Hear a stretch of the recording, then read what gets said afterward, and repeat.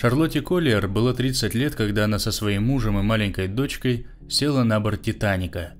Они продали все, чтобы начать в США новую, более счастливую жизнь, но эта жизнь так никогда и не настала. А ее история спасения, до сих пор пробирающая до мурашек, напоминает, что катастрофа Титаника – это горе и крушение судеб настоящих людей. Но прежде чем вы посмотрите это видео, у меня будет к вам небольшая просьба. Если вам понравится, поставьте этому видео лайк, подпишитесь на канал и оставляйте свои комментарии. Для вас это не составит труда, а для меня это будет мотивация делать хороший контент дальше. Спасибо. Из всего того, что я помню относительно катастрофы Титаника, одно впечатление никогда не покинет меня. Это ирония надежды, которую я ощущала на судне. Он непотопляем, говорили мне. Он самый безопасный корабль в мире. Я никогда не путешествовала по морю, и поэтому я его боялась. Но я слышала людей, которые говорили: садись на новый Титаник, на нем тебе ничего не грозит. Новые технические достижения делают его безопасным, да и офицеры в первом плавании будут очень осторожны. Поэтому я, Харви, мой муж и наша 8-летняя дочь Мерджери решили отправиться в Америку этим способом. Мерджери и я сейчас здесь в безопасности, но нас осталось лишь двое. Мой муж утонул, и вместе с Титаником на дно Атлантики ушло все, что у нас когда-либо было. Сначала я хочу рассказать, почему мы решили покинуть Англию. Мы жили в небольшой деревне Хэмпшир. Мой муж держал продуктовую лавку. В свои 35 лет он был главным дельцом в деревне, и его любили все соседи. Он был и клерком в церкви, помогая заполнять свидетельства о рождении, брачные договоры и так далее. Он также был местным звонарем на главной колокольне, которая больше 100 лет и которая считается одной из лучших в Англии. Однажды некоторые наши друзья уехали в американский штат Айдахо. Они купили фруктовую ферму и вполне успешно ее содержали. В своих письмах нам они рассказывали, какой там был замечательный климат, и приглашали нас к ним присоединиться. В конце концов, мы решили продать наш бизнес и купить небольшую ферму в том же самом месте, что и наши друзья. Я понимала, что сделано это было только ради меня и ради Мерджери. Если бы не мы, Харви никогда бы не покинул Англию.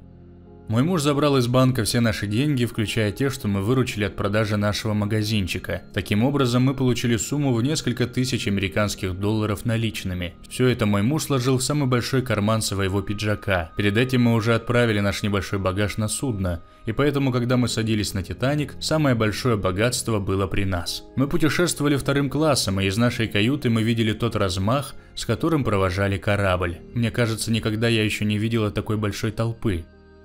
Титаник был прекрасен, намного прекраснее, чем я могла представить. Другие суда выглядели ореховыми скорлупками рядом с ним, а они, уверяю вас, несколько лет назад считались огромными.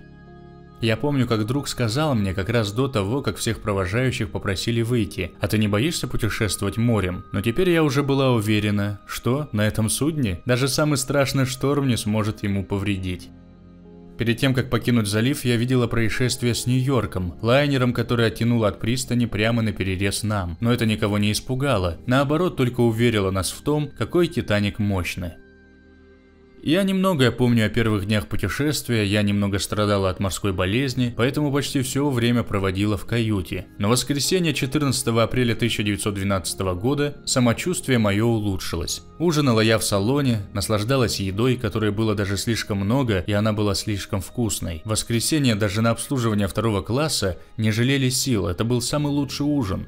После того, как я наелась, я немного послушала оркестр и часов в 9 или полдесятого вечера отправилась к себе в каюту. Я только легла, как стюардесса вошла ко мне. Она была приятной женщиной и очень добра ко мне. Хочу воспользоваться случаем и поблагодарить ее, ведь я ее больше никогда не увижу. Она утонула вместе с Титаником. «Вы знаете, где мы сейчас находимся?» – спросила она вежливо. «Мы в месте, называемом Дьявольской дырой». «Что это значит?» – спросила я. «Это опасное место в океане», – ответила она. Множество аварий произошли рядом с этим местом. Говорят, айсберги заплывают еще дальше этой точки. На палубе становится очень холодно, значит, лед где-то поблизости. Она вышла из каюты, и я снова заснула. Ее разговоры об айсбергах не испугали меня, но это значило, что команда о них беспокоилась. Насколько я помню, мы нисколько не снижали скорость.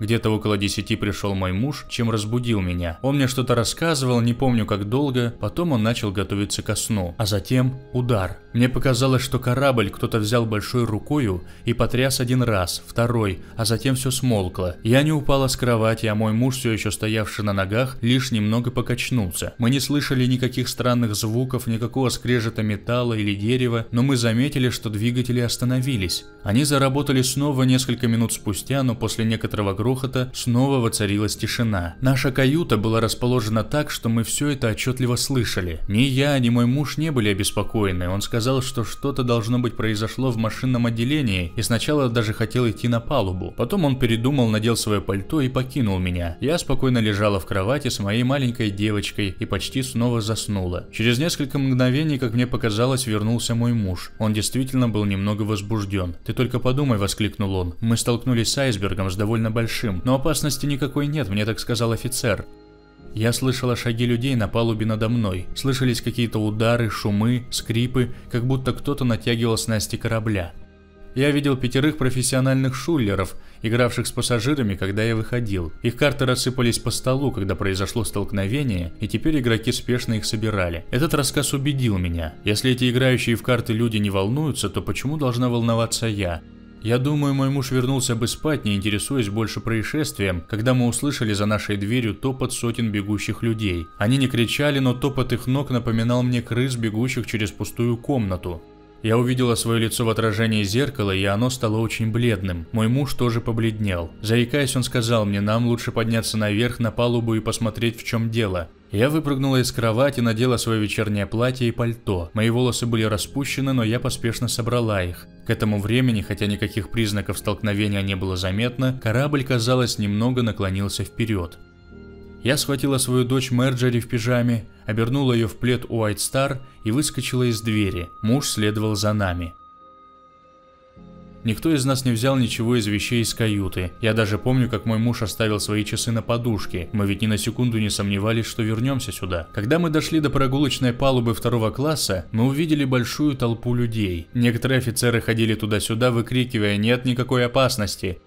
Была ясная звездная ночь, но очень холодная. Океан был недвижим, некоторые пассажиры стояли у ограждения и смотрели вниз, но стоит заметить, что в то время никто ничего не опасался. Это был либо 5-й офицер Лоу, либо 1-й офицер Мердок, и что-то у него спросил. Я услышала, как он прокричал в ответ: «Нет, у нас нет прожекторов, но у нас есть ракеты на борту. Сохраняйте спокойствие, нет никакой опасности». Мы втроем держались вместе. Я не узнавала лиц вокруг меня, может быть, из-за волнения. Я никогда не ходила к помещениям 1-го класса, поэтому не видела никаких известных людей. Вдруг толпа возле одного из трапов загудела, и мы увидели кочегара, поднимавшегося снизу. Он остановился в нескольких метрах от нас. Пальцы одной из его рук были отрезаны. Кровь фонтанировала из обрубков, забрызгивая его одежду и лицо. Кровавые следы виднелись очень четко на его черной от сажи коже. Я решила спросить его, есть ли какая-то опасность. «Опасность?» – завопил он. «Ну, наверное, там внизу ад, посмотрите на меня. Этот корабль утонет через 10 минут». Затем он оступился и упал в груду канатов, теряя сознание. В это мгновение я почувствовала первый приступ страха, ужасного тошнотворного страха. Вид этого бедняги с кровоточащей рукой и забрызганным лицом вызвал в моем воображении картину разрушенных двигателей и изуродованных человеческих тел. Я схватилась за руку моего мужа, и хотя он был очень мужественным и не дрожал от страха, я увидела его лицо, белое, словно лист бумаги. Мы поняли, что происшествие намного серьезнее, чем мы ожидали, но даже тогда ни я, ни кто-нибудь из людей вокруг не верили, что Титаник может затонуть. Офицеры носились от одного места к другому, раздавая приказы. Я не помню точно, что происходило следующие четверть часа, время казалось намного короче, но где-то через минут 10 или 15 я увидела 1-го офицера Мердока, который ставил охранников у трапов, чтобы не пускать других раненых кочегаров на палубу. Я не знаю, сколько мужчин были отрезаны от своего шанса на спасение, но мистер Мердок был, наверное, прав. Он был опытным человеком, поразительно смелым и хладнокровным. Я встречала его за день до катастрофы, когда он проверял помещение 2-го класса, и подумала, что он похож на бульдога, ничего не боится. Это оказалось правдой, он выполнял приказы до самого конца и умер на своем посту. Говорят, что он застрелился, я не знаю. Должно быть, что нас направили на шлюпочную палубу, потому что через какое-то время я поняла, что нахожусь именно там. Я все еще не отрывалась от руки моего мужа и держала Мерджери рядом с собой. Многие женщины стояли здесь со своими мужьями, не было никакой путаницы или смятения. Вдруг над толпой людей, вопрошающих друг друга о том, что происходит, разнесся страшный крик: «Спускайте шлюпки, женщины и дети первыми!» Кто-то повторял последние слова снова и снова: «Первыми женщины и дети! Первыми женщины и дети!» Они поселили глубокий ужас в моем сердце, и они будут звучать в моей голове до самой моей смерти. Они означали, что я в безопасности, но также они и значили самую большую потерю в моей жизни – потерю своего мужа. Первая шлюпка быстро заполнилась и спустилась на воду. Лишь немногие мужчины сели в нее, и это были 6 членов команды. Мужчины-пассажиры не делали никаких попыток спастись. Я никогда не видела такой храбрости и не думала, что такое вообще возможно. Как вели себя люди в 1 или 3 классах, я не знаю, но наши мужчины были настоящими героями. Я хочу, чтобы это знали все читатели этого рассказа. Спуск второй шлюпки занял больше времени. Мне кажется, что все женщины, которые по-настоящему боялись и хотели спастись, уже сделали это в первой шлюпке. Оставшиеся женщины были в большинстве своем или женами, которые не хотели покидать своих мужей, или дочерьми, которые не хотели расставаться со своими родителями. Ответственным офицером здесь на палубе был Гарольд Лоу, а первый офицер Мердок ушел на другую часть палубы. Больше я его никогда не видела. Мистер Лоу был очень-очень молод, но каким-то образом ему получалось убеждать людей следовать его приказам. Он пошел в толпу и приказал женщинам садиться в шлюпки. Многие из них последовали за ним как загипнотизированные, но некоторые не двигались, оставаясь со своими мужчинами. Я могла бы сесть во вторую шлюпку, но я отказалась. Наконец-то ее заполнили, и она исчезла в темноте. Оставались еще 2 шлюпки в этой части палубы. Мужчина в светлой одежде суетился рядом, выкрикивая инструкции. Я видела, как 5-й офицер Лоу приказал ему убираться. Я не узнала его, но потом я прочитала в газете, что это был мистер Брюс Исмей, исполняющий директор компании. 3-я шлюпка была наполовину заполнена, когда моряк схватил Мерджери, мою дочь, вырвал ее у меня и бросил в шлюпку. Ей даже не дали возможности попрощаться со своим отцом. «Вы тоже!» – прокричал мне на ухо мужчина. «Вы, женщина, занимайте место в шлюпке или будет слишком поздно». Палуба, казалось, уходила из-под моих ног. Корабль наклонился довольно сильно, так как погружался уже быстрее. Я в отчаянии бросилась к своему мужу. Я не помню, что я сказала, но я всегда буду рада думать, что я не хотела его покидать. Человек потянул меня за руку. Затем другой обхватил меня за талию и дернул меня изо всех сил. Я слышала, как мой муж сказал: «Иди, Лотти, ради бога, будь храброй и иди. Я найду место в другой шлюпке». Державшие меня мужчины потащили меня по палубе и грубо кинули меня в шлюпку. Я упала на плечо и повредила его. Другие женщины толпились около меня, но я вскочила на ноги, чтобы через их головы увидеть своего мужа. Он уже отвернулся и медленно шел вниз по палубе, пока не исчез среди мужчин.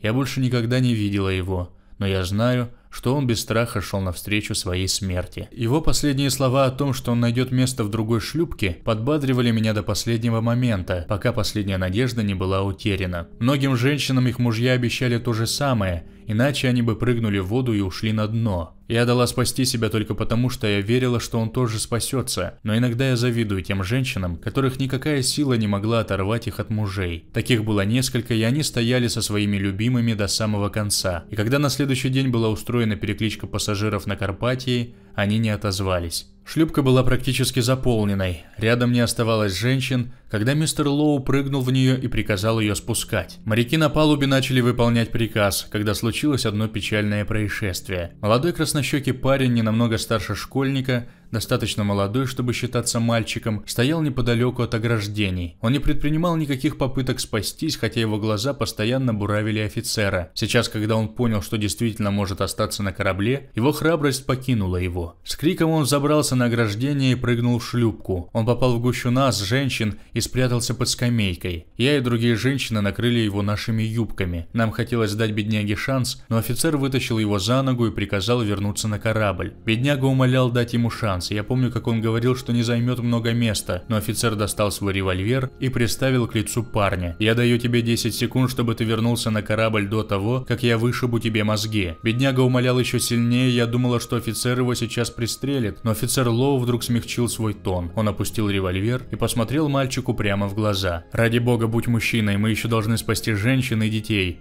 Мы остановимся у нижних палуб и возьмем их на борт». Мальчишка отвел глаза и перелез на палубу, не проронив ни слова. Он сделал несколько неуверенных шагов, затем лег на палубу и зарыдал. Он не спасся.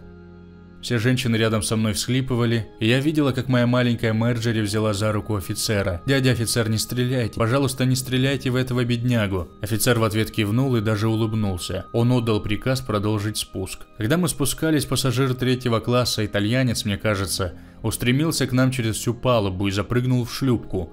Он упал на ребенка, который сильно ударился. Офицер потянул его за воротник и со всей силы швырнул обратно на «Титаник». Пока мы спускались к воде, я в последний раз взглянула на толпу. Этот итальянец был в руках около 12 мужчин второго класса. Они били его по лицу, и кровь текла из его рта и носа. Как оказалось, мы не остановились ни у каких палуб, чтобы забрать женщин и детей. Это было невозможно, я думаю. Когда мы коснулись воды, нас невероятной силой тряхнуло, чуть не выбросив нас за борт. И мужчины взяли весла и начали быстро грести от места крушения. Вскоре я увидела тот самый айсберг, который причинил столько вреда. Он возвышался на фоне яркого ночного неба, огромная сине-белая гора возле нас. Другие два айсберга находились рядом, как пики горы. Позднее, я думаю, я видела еще 3 или 4, но я не уверена. Мелкий лед плавал в воде, было очень холодно. Мы проплыли милю или что-то около того, когда офицер приказал мужчинам прекратить грести. Рядом не было шлюпок, а у нас даже не было ракеты, чтобы просигналить. Мы остановились здесь,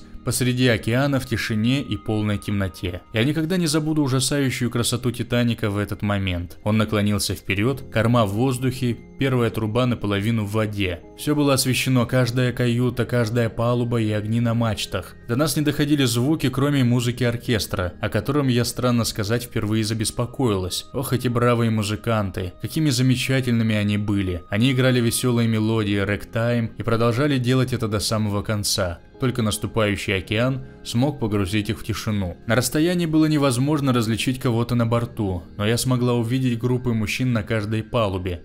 Они стояли, скрестив руки и опустив головы. Я уверена, что они молились. Оркестр играл «Ближе к тебе, Господи». Я слышала это отчетливо. Я услышала звук, который оглушил меня. Что-то в недрах «Титаника» взорвалось, и миллионы искр вырвались в небо, как салют во время летнего вечера. Эти искры рассыпались во все стороны, как фонтан. Затем последовали еще 2 взрыва, далекие и глухие, как будто под водой. «Титаник» разломился на 2 части прямо передо мной. Передняя часть была частично в воде, а после разлома она быстро погрузилась и мгновенно исчезла. Корма встала на дыбы и стояла таким образом очень долго. Мне показалось, что это длилось минуты. Только после этого свет отключился на корабле. Перед тем, как наступила темнота, я увидела сотни человеческих тел, карабкающихся на корабль или падающих в воду. «Титаник» казался пчелиным роем, но вместо пчел были мужчины, и сейчас они перестали молчать. Я услышала самые ужасные крики, которые я когда-либо могла услышать. Я отвернулась, но в следующее мгновение повернулась обратно и увидела, как задняя часть корабля исчезла под водой, как камень, брошенный в пруд. Я всегда буду помнить этот момент как самый ужасающий в катастрофе. Множество криков о помощи раздавались с места крушения, но офицер Лоу сказал женщинам, которые просили его вернуться, что это потопит всех в шлюпке. Я думаю, что некоторые шлюпки подбирали спасшихся в это время. Позже мне сказал один человек, которому я доверяю, что капитана Смита смыло в воду, но потом он выплыл у складной шлюпки и держался некоторое время за нее. Член команды уверял меня, что пытался поднять его на борт, но тот отрицательно покачал головой, оторвался от шлюпки и скрылся из виду. Что касается нас, мы отправились на поиски других шлюпок. Мы нашли 4 или 5, и мистер Лоу взял командование над этим небольшим флотом. Он приказал соединить шлюпки друг с другом с помощью веревок, чтобы ни одна не смогла отсоединиться и затеряться в темноте. Этот план оказался очень полезным, особенно когда Карпатия прибыла спасать нас. Затем Лоу с большим трудом перераспределил женщин из нашей шлюпки в другие. Это заняло около получаса. Шлюпка стала почти пустой, и офицер, отрезав веревки, отправился на поиски выживших. У меня нет представления о том, как шло время той ночью. Кто-то дал мне одеяло, чтобы я могла согреться от ужасного холода, а Мэрджери сидела в пледе, которым я обернула ее. Но наши ноги находились в нескольких сантиметрах от ледяной воды. От соленых брызг нам невероятно хотелось пить, а рядом не было никакой свежей воды, не говоря уже о еде. Самое ужасное, что со мной случилось, произошло, когда я, наполовину теряя сознание, прилегла на одного из мужчин с веслом. Мои распущенные волосы попали в уключину, и половина из них была вырвана с корнем. Я знаю, что мы спасли многих с места катастрофы, но ясно я помню только 2 случая. Недалеко от того места, где Титаник скрылся под водой, мы обнаружили шлюпку, плавающую вверх дном. На ней находились около 20 мужчин. Они жались друг к другу, пытаясь удержаться на шлюпке изо всех сил, но даже самые сильные были такими замерзшими, что казалось, через несколько мгновений должны были соскользнуть в океан. Мы их всех взяли на борт и обнаружили, что 4 уже были трупами. Мертвые мужчины скрылись под водой, выжившие дрожали на дне нашей шлюпки, некоторые бормотали словно одержимые. Чуть дальше мы увидели плавающую дверь, которая, должно быть, оторвалась, когда корабль погружался. На ней, лицом вниз, лежал японец. Он привязал себя веревкой к своему хрупкому плоту, сделав узлы на петлях двери. Как нам показалось, он уже был мертвым. Море перекатывалось через него каждый раз, когда дверь опускалась или поднималась на волнах. Он не шевельнулся, когда его окликнули, и офицер сомневался в том, стоило ли его поднимать или спасать. «Какой смысл?» — сказал мистер Лоу. «Он умер, скорее всего, а если и нет, то лучше спасать других, а не этого японца». Он уже даже отвернул шлюпку от этого места, но затем поменял свое решение и вернулся. Японца втащили в шлюпку, и одна из женщин стала растирать его грудь, пока другие терли его руки и ноги.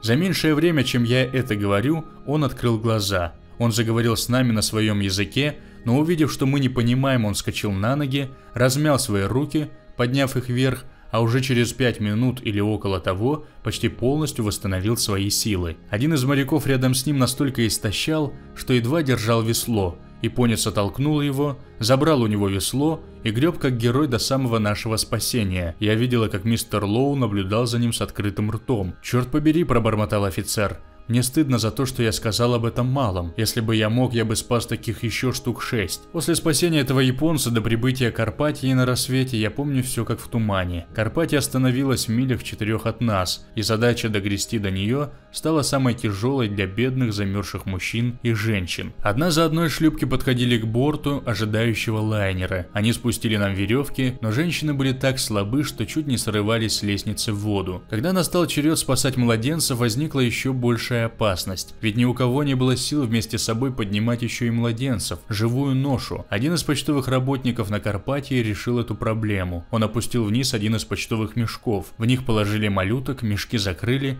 и таким образом их затащили в безопасное место. И вот, наконец, стояли мы на борту Карпатии. Нас было более 700 человек, и трагедию, которую мы пережили, нельзя было описать словами. Вряд ли здесь был хоть кто-то, кто не потерял мужа, ребенка или друга. Люди бродили от одной группы людей к другой, смотрели в изможденные лица спасшихся, выкрикивали имена и задавали бесконечные вопросы. Я искала мужа, который, как я верила до самого последнего момента, найдется в одной из шлюпок. Его здесь не было. И этими словами лучше всего закончить мою историю о Титанике. Друзья в Америке хорошо к нам отнеслись, я надеюсь следовать изначальному плану.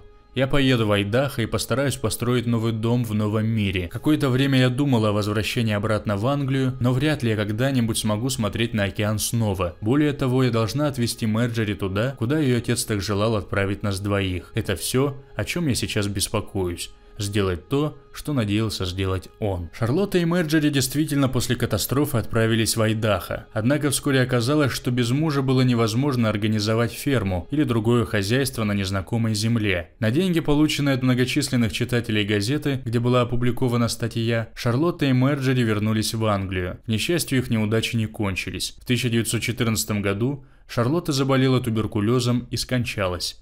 Мерджери выросла и вышла замуж, но перед смертью в 1965 году в возрасте 61 года она овдовела, а единственный ребенок умер в детстве.